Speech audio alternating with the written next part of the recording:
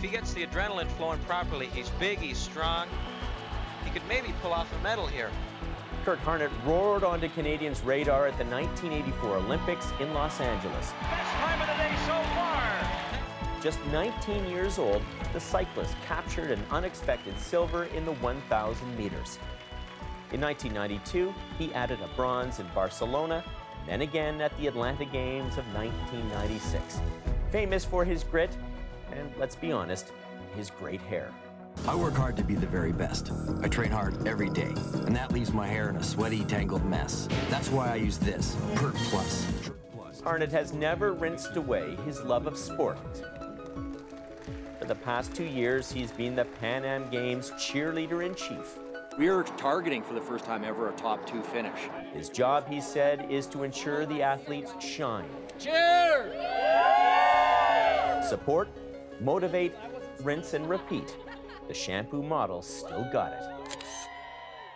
For you, this has been almost a 2-year journey to get to this moment. And I want to know, Curt, what have been some of the biggest challenges for you to get to the starting gate for the Pan Am Games? It's the excitement that I've had to get to this moment, and sort of the caging, or I like to call it the riding of the clutch of that excitement. Right. Not for burnout, but it's just knowing what this event was going to bring to this city and this region, knowing how spectacular it was, and certainly carrying that passion every time I spoke about it. But it really was to get out there and just express to people what was coming to Toronto. But that's been a challenge. Oh, I absolutely. mean, we got to be honest about this, absolutely, right? I mean, absolutely. if complaining was a gold medal event, Torontonians would be contenders. This has been tough, yeah, and I want to ask you about that. Well, when you hear about the traffic ahead, issues, yes. and when you hear about the hotel rooms, and you hear about the budget, I mean, you've heard about all this while you're out there being the cheerleader. How does that hit you? I kind of look at it as what happened in Vancouver in 2010 with that whole we found our collective voice to cheer on our athletes. So when I was on the ground, and I treated this as in the trenches type of thing, I was willing to shake hands and kiss babies with just about anywhere. And I knew that I would come up against people that and constantly do, and I really do respect that opinion. But for me, this games have always been about the building of a legacy of sport infrastructure that will have an impact on athletes, on communities for years to come.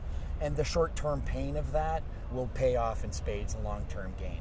And I have every expectation that Canadians are going to show their pride to our athletes up close and personal. Because there is a bit of a paradox here, and as an athlete, you understand how important these games are to the athletes, especially to the up-and-coming athletes. And then, yet on the other side, you have people who are saying, arms folded, saying this whole thing is a pain. I mean, what does that mean to the athletes? I mean, this is their moment to shine. Wouldn't you want people getting behind them? And I wonder if they have been a little bit hurt by the reaction of some. Well, the athletes that are showing up in the village these last few days are feeling nothing but excitement, anticipation, and pride. So they can put that aside. They can park that aside and just focus on what they got. We've prepared. The Canadian Olympic Committee has done a significant job in preparing our athletes for what multi-sport games bring, because these elements exist in every host city and have on a constant basis. It's always an issue leading up to these games. What are the traffic situation going to be like? What's the food in the dining hall going to be like? What's my bed going to be like? So we've done a significant job in making sure that athletes come in expecting everything that could possibly happen to them, can happen to them, and they've got a plan. So we can have them focus purely 100% on their performance and their task at hand, the reason why they are here. Yesterday, I was hearing comments from the head of the IOC, Thomas Bach. We're already being asked, what about Toronto for the Olympics in 2024? I mean, is there any idea that this could be a dry run for an Olympic bid? It's right now our focus is on how our athletes do here during these games, making sure that they have everything that they need to compete and win. But we've got to get through these games first, and that's 100% our focus. Yeah, I guess that's a little too much to be considering right now to consider this the warm-up. Tell me this, though. Is this the year where Canada will win more medals than the United States? Our objective is top 2. We feel with the number of athletes that we have here that are A-level athletes, Olympic athletes with tremendous experience, medals Olympic medals already in their pockets, Pan Am Games medals in their pockets. We feel pretty strong that a top 2 placing is in our cards. One final push for people who are still sitting on the fence with their arms crossed. What do you say to them? Yeah, I want Canadians to come out in full force. And and get out there and cheer on Canadian athletes as they're competing here at home. And some people say, well, you know, gymnastics, I can't get gymnastics tickets, they're already sold out, or track cycling, I can't get there. The great thing is to go out and experience something that maybe you wouldn't experience otherwise, like badminton, like table tennis.